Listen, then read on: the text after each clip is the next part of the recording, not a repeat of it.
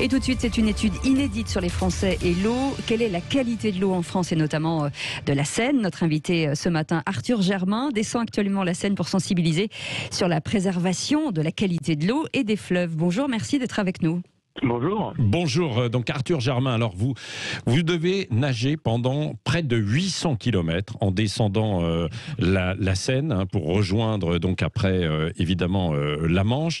Et comme beaucoup de Français, enfin je ne sais pas si vous avez cette image, mais dans cette étude d'OVO Énergie, les Français ont une mauvaise image globalement de la qualité de l'eau, des fleuves et de la Seine en particulier. Alors vous la voyez de près, si je puis dire, puisque vous nagez dans cette Seine. Quelle est la qualité en fait de cette eau alors? Eh ben donc pour l'instant en fait moi je prélève l'eau tous les 5 km et je l'analyse en direct en fait. Du coup j'ai les résultats à peu près 5-6 heures après que j'ai fait mon prélèvement de l'eau.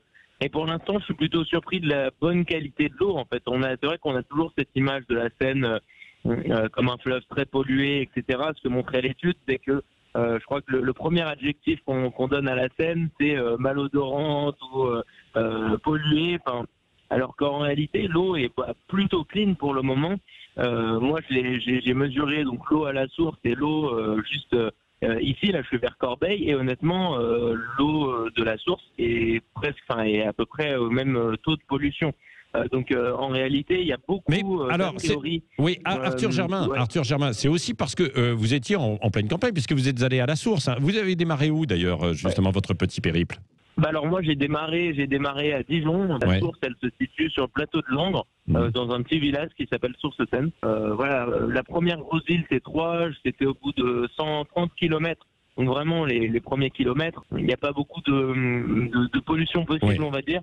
Ce qui se passe, en fait, c'est qu'il n'y a déjà pas d'usine, il n'y a pas d'usine d'épuration de l'eau. Oui. Mais en plus, tous les branchements des eaux usées des maisons aux alentours sont faits sur la Seine. Non mais c'est assez surprenant ce que vous nous dites. Alors peut-être que ça va changer puisque là vous arrivez en région parisienne, vous étiez à Melun, là vous arrivez à Corbeil ce matin et vous serez à Paris ensuite, là, ce week-end. Est-ce que vous sentez que ça change, ça bouge un petit peu là?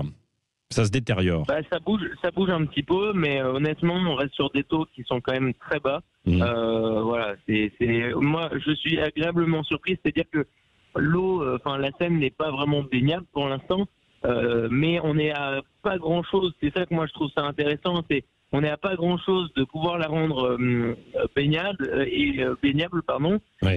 du coup, c'est intéressant, c'est-à-dire qu'il nous reste un petit effort à faire pour qu'on puisse tous profiter de ces espaces. Et je sais qu'aujourd'hui, il y a plein de mairies qui se saisissent de ce dossier-là parce qu'elles ont envie d'ouvrir des zones de baignade. Et je pense à la mairie de Saint-Denis, je pense... Et l'objectif aussi de votre périple, c'est de sensibiliser pour que on puisse se baigner dans nos rivières, dans nos fleuves? Ouais, c'est ça. Moi, j'ai deux objectifs. Donc déjà, sensibiliser à l'intérêt d'un fleuve. Voilà, on peut pas faire n'importe quoi avec ce qu'on jette dans la Seine. On peut pas faire passer autant de péniches qu'aujourd'hui. Et du coup, c'est un vecteur d'accélération de l'assainissement de l'eau. Donc ça, c'est le premier objectif. Et moi, après, mon défi, en fait, j'ai choisi de le faire en autonomie. C'est-à-dire que j'ai pas beaucoup d'eau, j'emporte tout avec moi en fait pour les 52 jours. Et mon idée c'était de montrer qu'on peut vivre très heureux avec pas grand-chose, juste en se concentrant sur les choses qui sont essentielles pour nous. Arthur, vous nagez combien de kilomètres par jour? Je nage 15 km en moyenne par jour, c'est-à-dire qu'il y a des jours où je vais faire 18, des jours où je vais faire 13. Ouais. Et est-ce que l'objectif, quand vous serez à Paris aussi, c'est de nager, de prendre un bain avec vos parents et votre maman, Anne Hidalgo, parce qu'on se souvient qu'il y avait eu la promesse de Jacques Chirac, quand il était maire de Paris, d'une baignade dans la Seine. Ouais, alors avec mes parents, je sais pas s'ils ont envie de se baigner, vous leur demanderez.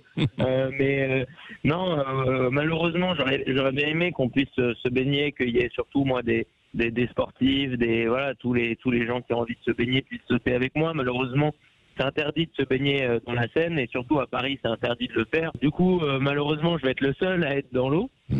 Mais je suis très confiant pour la suite des choses. Je suis persuadé que dans quelques années, on va pouvoir nager dans la Seine et c'est pour moi quelque chose de super cool, quoi. Bon, bah voilà, voilà, c'est un merci espoir.